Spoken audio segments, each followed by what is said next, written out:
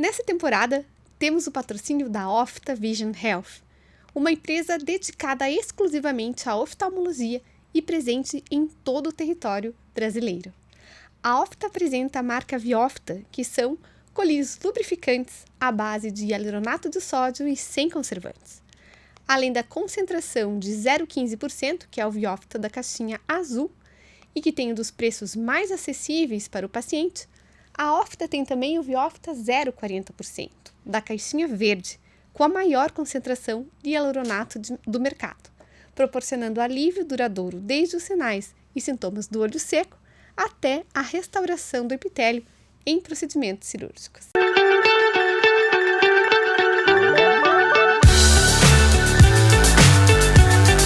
Olá, sejam muito bem-vindos à sexta temporada do podcast da Oftalmo Experts. Eu sou Maria Cecília Scherer. E eu sou Viviane Sakata e hoje temos conosco o Dr. Alexandre Rosa, um grande colega que está lá falando diretamente do Pará.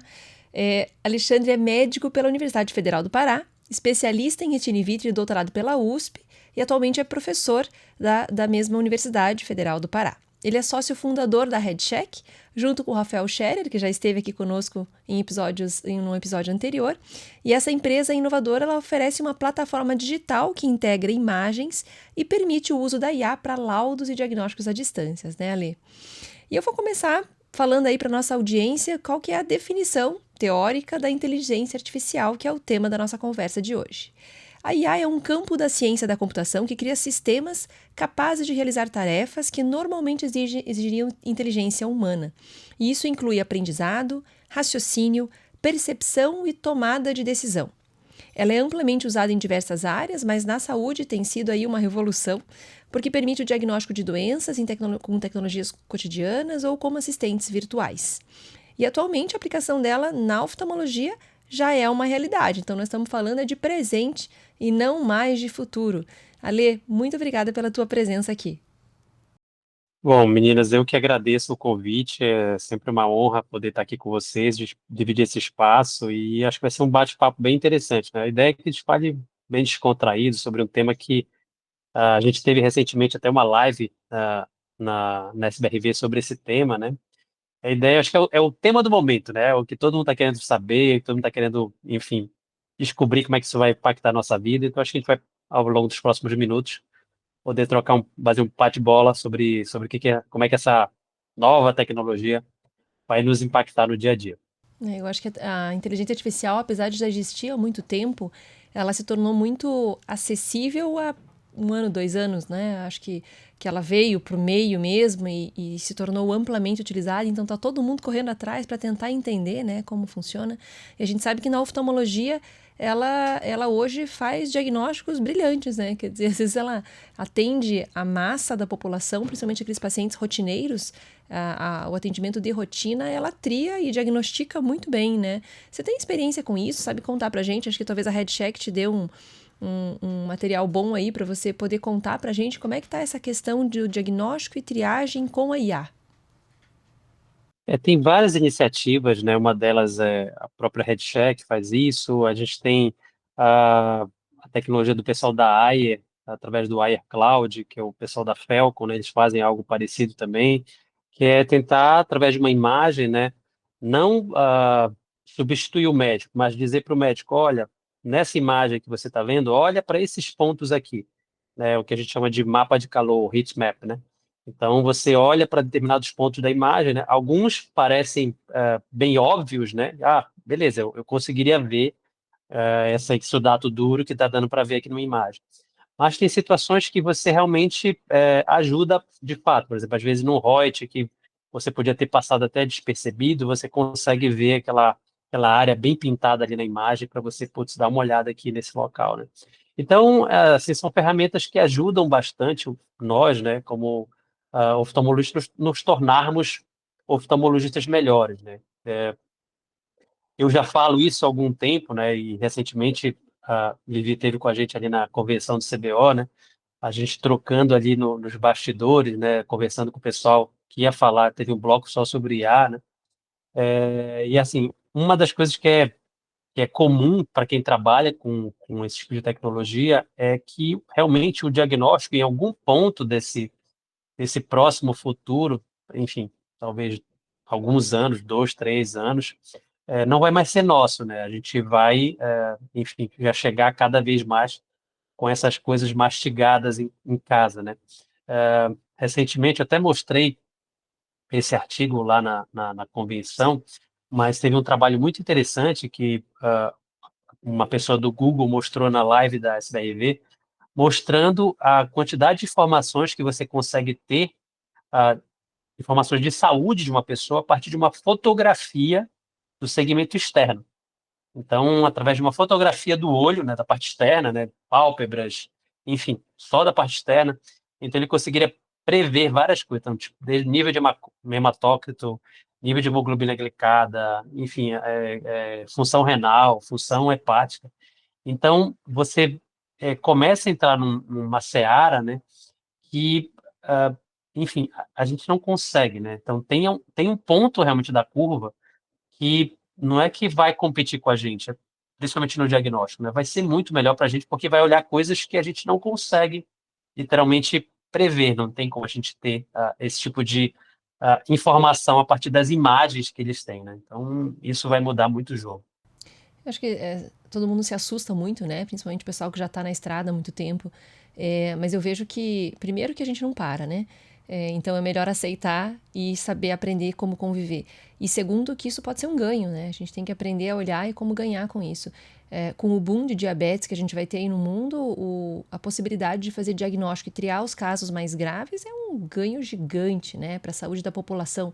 Não estamos pensando no nosso umbigo, né? Estamos pensando na população. Talvez também envolva o nosso umbigo também, porque a gente vai ter mais tempo para estar com o paciente, né? Você tem alguma coisa para contar para a gente sobre isso? Não, e uma coisa assim que eu acho que vai acontecer assim, a gente vai deixar de ser menos médicos de diagnóstico para ser mais médicos intervencionista. Então, eu acho que isso vai acontecer. Tanta gente vai poder ter acesso que o diagnóstico vai ficar muito mais democrático. Então, você vai ter muito mais gente diagnosticada. Então, eu sempre faço essa analogia quando a gente está falando sobre isso. Então, imagina, sei lá, no consultório de vocês hoje, né? Dos 10 pacientes que você atende, sei lá, numa manhã, ou enfim, determinadas X horas. Desses 10, sei lá, talvez 3, 4 são pacientes que são de rotina ali, que vieram para medir uma pressão, para fazer o check-up do fundo do olho, enfim, pacientes que teoricamente poderiam fazer isso de forma remota, ou então não precisariam estar ali. Então vai surgir um espaço na tua agenda que você vai poder ocupar como pacientes que realmente vão precisar ser tratados, né? Olha, esse paciente aqui agora, esses 40%, 50% da minha agenda, eu vou poder colocar pacientes que vão precisar ser operados, vão precisar fazer uma intervenção com uma injeção, vão precisar fazer, sei lá, uma TREC, enfim, qualquer outra coisa que você vai tomar esse local, né? Porque muito mais gente vai ter essa possibilidade de saber que está com esse problema e vai procurar o médico para poder tratar, né? Então, eu acho que é assim que vai acontecer, né? E aí, em termos de ferramentas, né? Tem várias ferramentas, né? Nos Estados Unidos tem várias públicas, tem uma chamada Selena, que é do pessoal da Coreia do Sul, que é bem interessante, que dá diagnóstico de retinopatia diabética. Tem um device nos Estados Unidos, tá me fugindo aqui o nome, mas é como se fosse um autorrefrator, que ele tira uma fotografia do fundo do olho e já sai um pré-screening se aquele paciente precisa fazer o exame oftalmológico ou não, né? Se ele já sabe que o diabetes dele está controlado, só com uma foto de fundo de olho já segmenta os níveis de retinopatia diabética e já fala, olha, esse paciente tem uma bandeirinha vermelha, vai precisar ir no médico, esse aqui não, pode voltar daqui a 6 meses, né? Muito joia. Como você falou, tem sempre a parte do oceano azul, né? Quer dizer, vai diagnosticar mais, então o volume de pacientes vai aumentar. Quer dizer que o médico nunca vai ser substituído nesse sentido, né? A gente só vai se reposicionar dentro desse contexto e é por isso a conversa de hoje, na verdade, para trazer informação, para que a gente possa refletir sobre isso, né? Onde a gente se encaixa. Uma outra grande vantagem que eu vejo de tudo isso é o monitoramento contínuo, né? A gente estava aqui conversando com o Celso Morita há pouco, no episódio anterior, que ele tem a Voistone, né? Onde ele consegue juntar as informações, imputar os dados e colocar elas de maneira que seja possível fazer uma análise delas, né? Então, o quanto isso agrega de valor no teu segmento e como isso permite o monitoramento a longo prazo desse paciente, porque a gente vai viver mais, né? Então, esse monitoramento contínuo, você consegue usar isso no teu dia a dia? Você tem algum programa que te ajude nesse sentido? Como é que você acha que isso vai impactar na vida do médico lá do interior, né? Do Pará, vamos dizer assim, né? Porque isso vem, né? Isso chega. Sim, sim, sim. Essa iniciativa do Celcinho é fenomenal. Eu conheço já a Voice já há alguns anos, né? E ele tem se posicionado de uma forma muito inteligente no mercado, né? Porque em vez dele, enfim, tentar criar uma ferramenta, ele disse, putz, como é que eu vou criar uma ferramenta que copie as ferramentas que a pessoa já usa? Então, achei uma solução realmente muito bacana com o que eles fizeram. E eu acho que isso é uma grande dor nossa, né, de médico. A gente tem muito dado, a gente produz muita coisa, né? E a gente não consegue olhar para os nossos dados de uma forma estruturada, né? Esse é o grande fim da questão, né? Aí isso é interessante porque o grande beneficiário disso tudo, né, é o médico, e a pessoa que mais trabalha contra isso é o médico, né? Eu vou dar o exemplo aqui, né, da muitos colegas que têm prontuários sabem disso, né? Que o campo mais utilizado, pelo menos que muitos colegas colocam para ser obrigatório, é o diagnóstico, né? E o diagnóstico que mais se dá, talvez, no mundo inteiro é consulta médica, né? Que eu não lembro mais agora que eu sei, mas eu tive a oportunidade de trabalhar no hospital, implementando a oftalmologia desse hospital, e, assim, o grande problema é que o médico sempre repetia o mesmo CID para tudo, né? Então, isso é um grande problema, né? Eu passei isso recentemente na minha clínica, né? Então, só até um caso anedótico para a gente poder contar, né? Então, o único campo que é aberto e é obrigatório é o diagnóstico, né? E aí eu tive médico, beleza, então o único local que é obrigatório para preencher o diagnóstico, a pessoa escrevia a anamnese do diagnóstico, né? Escrevia tudo lá para não ter que escrever em outro campo. Então, a gente trabalha contra, né? Então, por isso que essa solução do Ceci é muito interessante, porque ele pega esses campos que estão mal preenchidos, essa enormidade de dados que está não estruturado, e transforma em coisas estruturadas. Então, é muito bacana, realmente, a solução da Voice é bem bacana. Ele estava contando pra gente que ele consegue fotografar um PDF, então uma biometria, por Uhum. exemplo, e ela transcreve, ela faz um input correto desses dados dentro do sistema dele. Isso é sensacional, né? Porque esse problema que você está falando, ele se repete em vários hospitais do Brasil, né? E até na nossa clínica Exatamente. mesmo, né? A gente não coloca o dado, né? A gente age É, contra nós mesmos, isso, isso é verdade. isso é uma coisa que a gente chama de OCR, né, que é reconhecimento óptico de caracteres. Ele pega uma imagem, passa como se fosse um scanner lá, mas não é um scanner, tá? Ele pega aquelas letras e transforma aquilo em dado, né?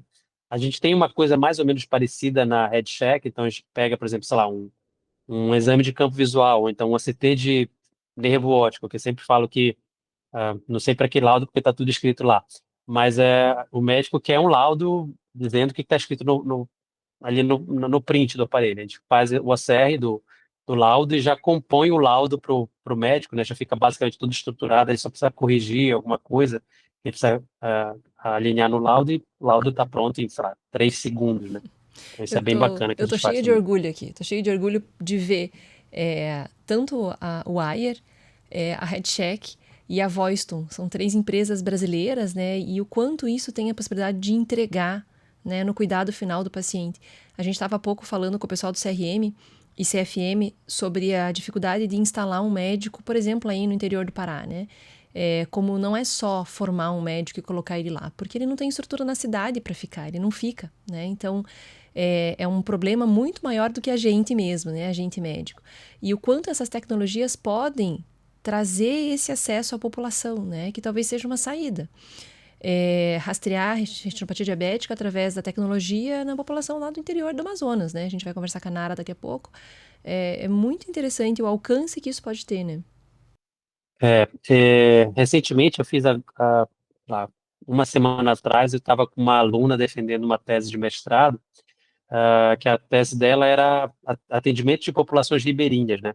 Aí para a gente poder ver a quantidade de vazio existencial que tem no nosso país, ela atendeu uma população ribeirinha aqui numa próxima aqui de Belém, chama Moaná.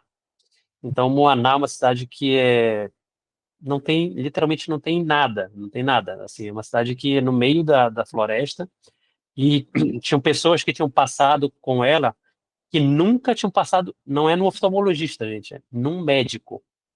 Pessoas que nunca, 40 anos, 50 anos, nunca estiveram na frente de um ser humano médico. Olha que absurdo isso.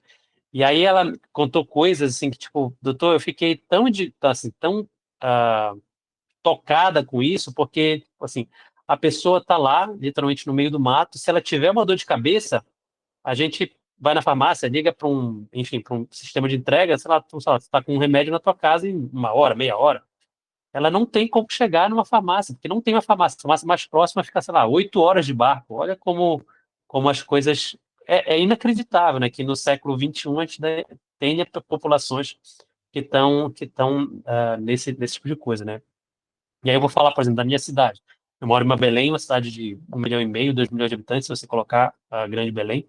Mas se você atravessar de barco para frente de Belém, não estou falando longe, tá? Estou falando, sei lá, 10 minutos de barco. Tem ilhas onde moram pessoas que não têm energia elétrica. Entendeu? Assim, a pessoa vive no século, sei lá, século XIX, né? Então, com gerador, com candeeiro. Então, realmente, o Brasil é muito diferente, né? Quando a gente sai desse núcleo sul-sudeste, onde as coisas têm um nível de desenvolvimento, e vem para cá, para o norte e nordeste, a gente vê que é muito diferente, a gente vive num outro Brasil que é completamente diferente, então essas tecnologias sim vão mudar o jeito com que essas pessoas têm acesso à medicina, porque é o que você falou, não é só o médico não chega lá porque não tem como chegar. É difícil, não tem hospital, não tem farmácia. O médico prescreve, olha, tá aqui o remédio. Ah, beleza, tá bom. Daqui a 8 horas eu compro esse remédio, porque é quando eu vou conseguir chegar numa farmácia que fica numa cidade daqui. Então é muito diferente. Nossa, tá falando de uma realidade gritante social, né? Que a gente realmente não vive isso aqui. A gente que é do sul mesmo, a gente não vê essa realidade. Você imagina viver sem energia elétrica. Eu tô falando de escola, eu tô falando de shopping, mas você tá falando de energia elétrica. Então é uma De realidade coisa muito básica, mais né? brutal, exatamente. Como é que vai, como é que eu, como é que se acha que um médico vai poder morar num local desse? Não vai, Sim, né? não vai. Não tem essa possibilidade. Então, acho que a tecnologia realmente pode trazer esse alcance aí para essa população. Agora, eu quero falar de um tema que me deixou assustada, para não apavorar a audiência. Mas eu estava lendo sobre a robótica e a inteligência artificial na cirurgia oftalmológica. E me assustou ver que isso não é só uma. Não é só futuro, né? Ah, o robô vai surgir daqui a 20 anos, já vou estar aposentando. Não, isso é uma realidade hoje, né? Eu fiz treinamento, você também, em cirurgia vitro-retiniana. E eu vi que as AIS já tem ali um aparelho que faz a cirurgia de peeling de membrana e faz melhor do que o médico, né? Porque ele não treme. Então, o que você tem para contar pra gente? Você já viu isso? Já viveu isso? Me conta aí o que a gente pode esperar disso tudo. Eu vou contar algumas coisas que eu vi, não vou poder falar nome de empresas, mas assim, tem gente fazendo reconhecimento de passos da cirurgia. Então, tem uma empresa de olhos artificiais, né, que você pode treinar a sua cirurgia. E tem um algoritmo sendo desenvolvido junto com essa empresa para reconhecer cada passo da cirurgia. Então, beleza, mas por que que é importante você saber que entrou um chopper ou então entrou um faco dentro do olho? Porque com os novos algoritmos, o que que a gente está tentando prever nisso? Qual o momento em que você vai ter um movimento que você vai saber que vai romper aquela cápsula? Então, a ideia é que a gente consiga prever com alguns segundos ou sei lá, milissegundos, e a gente possa ter um coach de catarata. Imagina se você tiver algum algoritmo que em determinado momento diz, olha, para a cirurgia agora, porque se você continuar desse ponto que está, vai romper, ou então a Rex vai correr para ali. Então, Sem matar o para, preceptor que tá do lado. Olha a retoma. cara da Maria Cecília. Exatamente, exatamente. Então, isso vai acontecer. Eu já sei de pessoas trabalhando nisso. Então, a gente vai ter em algum momento um coach de catarata. Assim, catarata é uma coisa que eu sei que está se trabalhando muito, porque são procedimentos muito repetitivos e constantes, né? Então, são procedimentos facilmente monitoráveis, vamos dizer assim, né? A cirurgia de retina tem um grau de complexidade um pouco maior, mas em algum momento a gente vai ter as cirurgias, como você me falou, Vivi, as cirurgias assistidas, né? Que você vai, enfim, ter um instrumento que vai eliminar o seu tremor, né? Então, já vi algumas coisas, tipo, desde instrumentos que são ligados a um, não uma caixa de som, mas tem um feedback sonoro. Então, por exemplo, você vai fazer um pilho de membrana com tipo um tano, um finesse, que dependendo da força que você faz, você tem um retorno auditivo maior ou menor, então você sabe se você está fazendo com mais força ou menos força. Então tem várias coisas nesse sentido que vão surgir nos próximos anos e vão realmente mudar o jeito com que a gente opera, né? Eu acho que cada vez mais os sistemas digitais vão ser integrados, a gente vai ter cada vez mais coisa na tela ali mostrando para a gente, né? Hoje a gente já pode ter com o Ingenuity, você já consegue ver na tua tela, né, o que que você está fazendo. Então, em tempo real, você já sabe quanto é que está a pressão, quanto é que está o corte. Você não precisa mais ficar pedindo aquele feedback toda vez pro teu instrumentador. Como é que está a aspiração? Como é que está o corte? Então, você vê em tempo real e você pode ajustar a tua cirurgia baseado no que você está vendo na tua tela. Você tem ali um painel de tomada de decisão. E eu acho que isso cada vez mais vai acontecer com outras informações que a gente não usa agora, mas a gente vai poder colocar, sei lá, o ACT intraoperatório ao mesmo tempo, enfim, angiografia, né? Já tem gente fazendo angiografia intraoperatória para diagnóstico de áreas de exclusão capilar. Então, cada vez mais eu acho que essas tecnologias vão estar disponíveis para a gente poder utilizar no intraoperatório. Isso, não tenho dúvida que isso vai acontecer. Muita coisa me vem à mente, né? A gente aprende muito com cada episódio. Eu lembro do professor Rubens falando que antigamente a gente fazia lá uma residência e saía pronto, né? Pronto, tô pronto para a vida, né? Isso não existe mais, né? Porque hoje em dia você sai da residência, sei lá, faz o teu fellow, mas essa atualização que a gente está falando aqui, eu que já estou com tempo de carreira, Maria Cecília também, você também, a gente está sempre aprendendo, né? Como é que o médico que está no interior ou o médico mesmo que já tem um tempo aí de estrada vai se atualizar em relação a tudo isso? Vai ser importante ter É, essa possibilidade de isso é um, aprendizado, né? isso é uma coisa que a gente tem que se perguntar, inclusive como professor, né? Eu sou professor da graduação, né? E eu falo para os meninos, né? Cara, o que vocês estão estudando aqui, quando vocês chegarem daqui a 5 anos, vai ser completamente diferente, né? Então, eu acho que as metodologias de ensino já têm tentado mudar para isso, né? Acabou um pouco aquela coisa do professor sabe tudo, né? Então, eu vou só trazer o exemplo de como acontecia quando eu era acadêmico, né? Então, eu tinha 6 meses para tomar contato com o professor de cardiologia, porque depois de 6 meses aquele cidadão ia sumir da minha frente, eu não ia ver ele nunca mais, né? Então, tudo que eu tinha que aprender de cardiologia, eu tinha que aprender aqueles 6 meses, que era minha única chance na vida, né, de poder aprender cardiologia, era aqueles 6 meses que eu tinha contato com aquele cardiologista. Hoje, cara, você vai no YouTube, você tem aulas de cardiologia maravilhosas, né? Então, sim, você vai ali literalmente para a aula para corroborar alguma coisa. Então, o professor hoje virou muito mais um tutor, um mentor, né? Então, olha, vão por aqui, isso aqui, essa informação, ela é o quê? Então, hoje, o jeito que eu dou aula é muito mais diferente, né? Eu trago sempre problemas e a gente discute baseado em problemas, né? Que é a metodologia ativa, né? E não foi uma metodologia que a gente aprendeu, né? A gente teve que se aprender a esses novos tempos, né?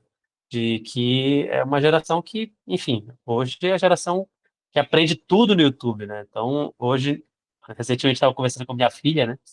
Minha filha tem 13 anos, pai, descobriu um novo jeito de aprender. Olha, vi aqui um vídeo no YouTube, a gente pode fazer resumo, ou depois eu lhe dou uma aulinha sobre o que eu aprendi, aí faz o mapa. Então, tipo, ela estava chegando com uma outra forma de problematizar aquilo, né? Então, realmente, vai mudar Olha só, muito o jeito que a 13 anos, gente. né?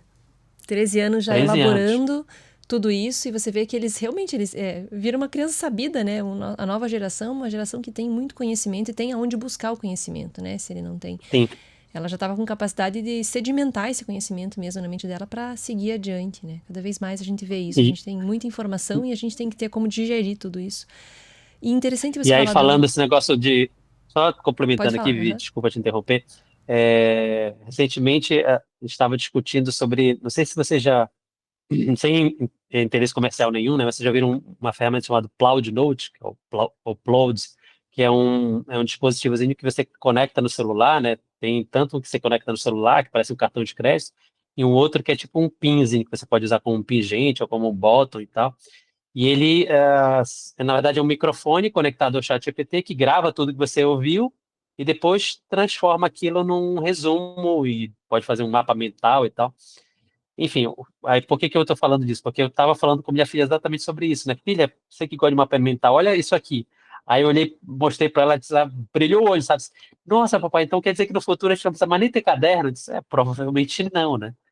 Você vai anotar alguma coisa tudo virtual, o negócio vai fazer o resumo ali para você e você vai poder ficar muito mais prestando atenção naquela palestra, então, enfim, prestando atenção naquela explicação que está sendo dada. Gente, eu ia adorar ter aula dessa forma, porque eu ficava toda atrapalhada entre escutar o professor e parar para ouvir realmente o que ele estava explicando ou anotar. Eu sempre ficava. Você não sabe o que é que você faz, né? E agora trazendo para nossa realidade, muito tem se falado sobre o prontuário ditado, né? Que o Upload acho que é uma das ferramentas que é fenomenal para isso, né? A gente sabe que até o ChatGPT faz isso, né?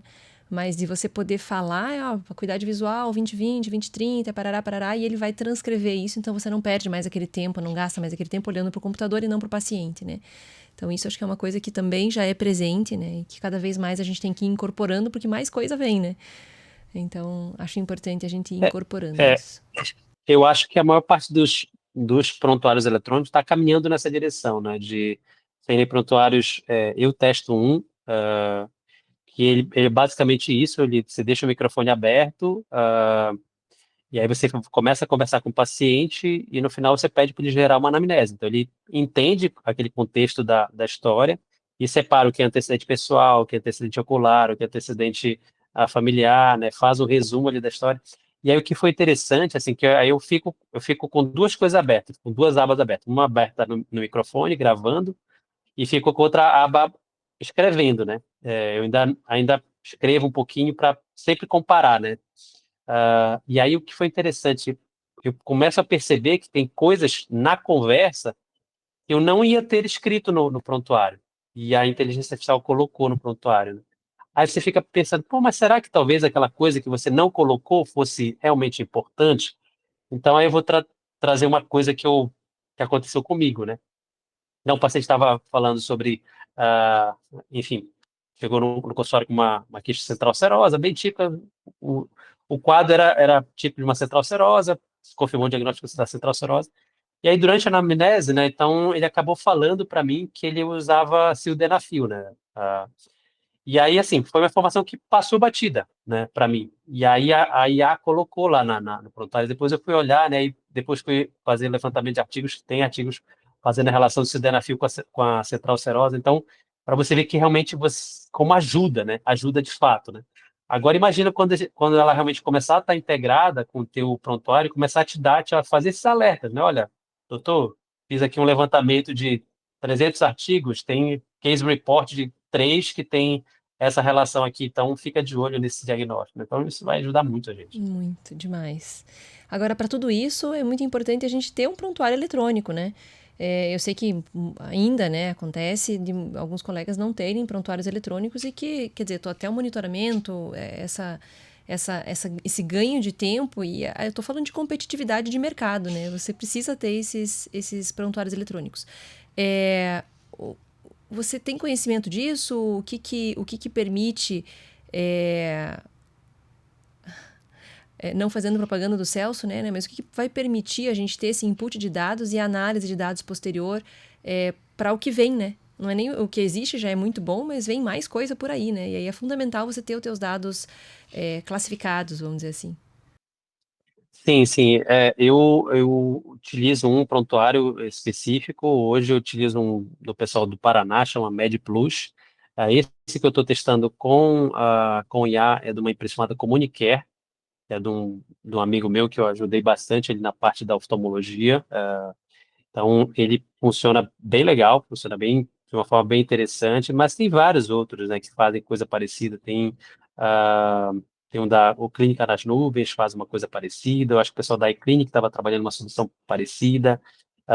Tem um aplicativo que está me fugindo o nome, mas depois eu posso passar para vocês, que ele só escuta e faz a, a estruturação da anamnese, né? Então, acho que assim, isso cada vez mais vai ser uma commodity, né? Vai ser tipo, sei lá, Word, PowerPoint, Excel. Vai ser uma coisa que vai vir embarcada em tudo quanto é prontuário eletrônico, que vai ser fundamental, né? E isso vai ser muito bom, né? Porque esses, esses nossos casos que a gente falou anteriormente, né? Que o médico não gosta de escrever o diagnóstico, ou então fala tudo igual, isso vai solucionar esse problema, né?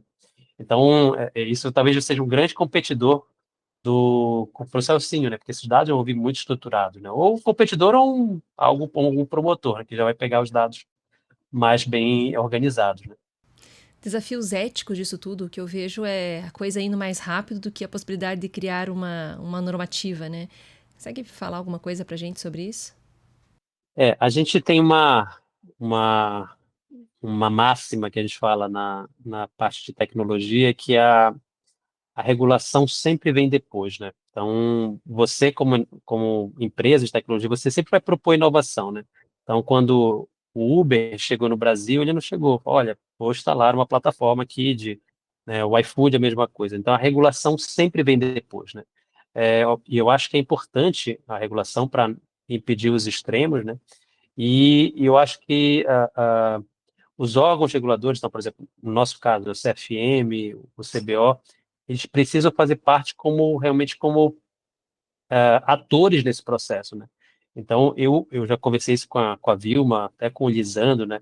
Eu acredito que o CBO precisa se transformar numa empresa de tecnologia. Eu acho que esse é o futuro do CBO. Obviamente, lutar pela educação, pela nossa classe, mas ele precisa dar as ferramentas, né? Então, mostrar por onde vai no negócio, né? E desenvolver tecnologia. Já tem várias iniciativas nesse sentido, né? Uma delas é a gente criar trazer desenvolvedores para dentro do CBO para criar soluções. Outras o hackathon que está acontecendo já há 2 anos, já acontece dentro do CBO.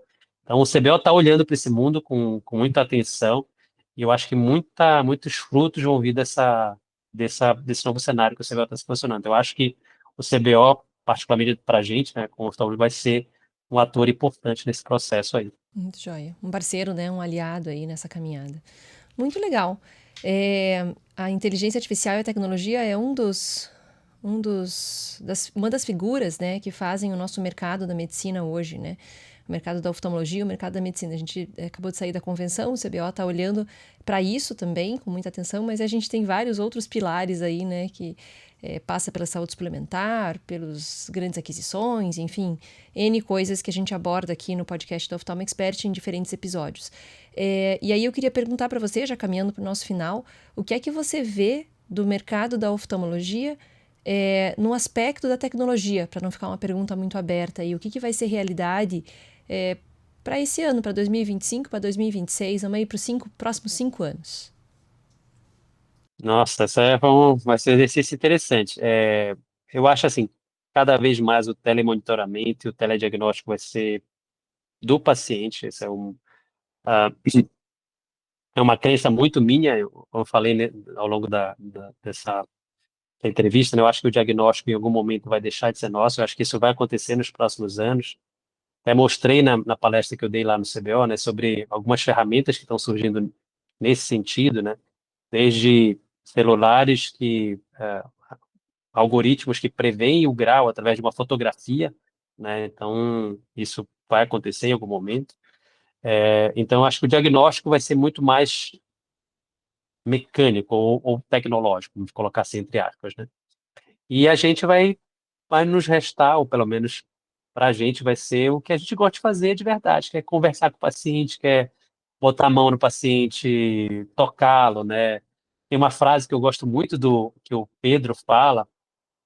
Ele fala: a gente não pode fazer telemedicina presencial, né? Tem muito médico que, cara, que se você está fazendo telemedicina presencial, né? Você não fala com o paciente, não olha para o paciente, não toca no paciente, né? Então, cara, você vai se substituir por uma máquina. Eu gosto muito dessa frase dele, né? Então, eu acho que a gente vai ser mais médico, a gente vai poder conversar mais, vai poder perguntar mais sobre os netos, sobre o cachorro, sobre, enfim, sabe?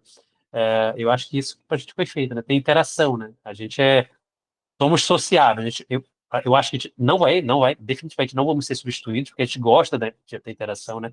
O ser humano foi feito para ter interação, então a gente vai poder fazer o que a gente é bom, literalmente, é lidar com pessoas, falando com pessoas, olhando no olho das pessoas, né? Eu acho que é isso. Estabelecendo vínculo, né? Eu acho que é muito importante, tratando o ser humano como um todo, né? Não só como os dados da máquina. Estou falando do olho, do coração, enfim, mas do todo, né? Do todo que é uma pessoa, não só o dado físico. Muito legal. Acho que é um episódio importante, principalmente para quem está nos ouvindo, porque isso assusta muito, né? Eu acho que, na verdade, o desconhecimento assusta mais do que a informação confiável, né? Que é o que a gente traz aqui. Você, como da vanguarda disso tudo, né? Entende muito, está sempre à frente de todos esses avanços tecnológicos, trazendo, então, informação de qualidade aí para nossa audiência. Muito obrigada, Alexandre, pelo teu tempo, por essa oportunidade de te ouvir, né? E de tudo que você já viveu, do que você está vendo, do que vai ser, né? Claro que ninguém prevê o futuro, né? Ninguém tem bola de cristal, mas quem está na área vê o que está acontecendo, e isso é muito bacana para trazer para nossa audiência como um todo, para que a gente se prepare, né? Para viver sempre num oceano azul, trazendo bom atendimento. Muito obrigada. Perfeito. Eu que agradeço, meninas. Foi ótimo. Espero que tenha sido bacana para todos os nossos internautas que estão nos acompanhando. Depois eu posso te passar os links dessas coisas que a gente comentou aqui para você disponibilizar para o pessoal dar uma olhada também. Perfeito, vai ser ótimo. E para você que está nos ouvindo, chegamos ao final de mais um episódio do podcast da Oftalmo Expert. E a Oftalmo Expert sempre ao seu lado e de olho no futuro.